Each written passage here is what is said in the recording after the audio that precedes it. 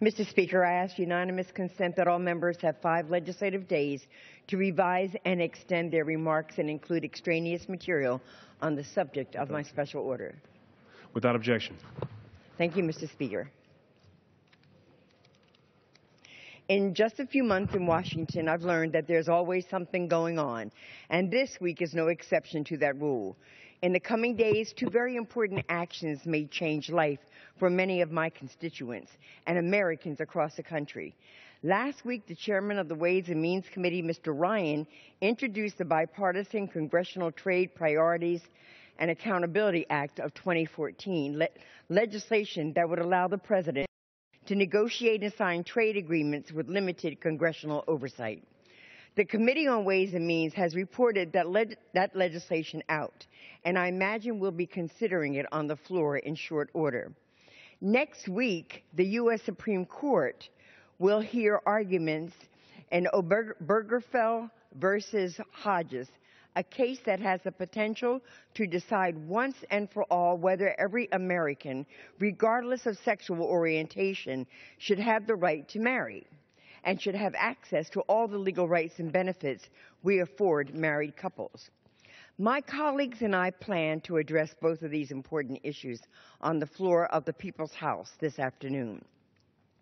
Mr. Speaker, I want to start by talking about the legislation that's reported out by the Ways and Means Committee this week. If Congress authorizes TPA's fast-track authority, this president and every president elected after him will have unprecedented authority to negotiate and sign sweeping trade agreements with little opportunity for Congress to intercede on behalf of many Americans those deals inevitably impact. In the past, those agreements haven't turned out great for American workers here at home, which is all the more important reason that Congress should be able to retain the ability to fight for what's in the best interest of our constituents. After 6 years of secretive negotiations for the Trans-Pacific Partnership Agreement, we haven't been given much motivation to release any of this oversight. Offering fast-track authority for the TPP means that we press fast forward on policies that put American families' health at risk, on policies that are challenging our chemical safeguards, on policies allowing unregulated and potentially contaminated food products into the United States. We lose our chance to question policies that will allow foreign corporations to skirt our courts and demand taxpayer compensation when they feel they've been violated by U.S. laws. Our constituents are relying on us to stand up for their interests on TPP and every future trade agreement to come down the line. We cannot pass that buck on this. I know that our first speaker tonight agrees with me.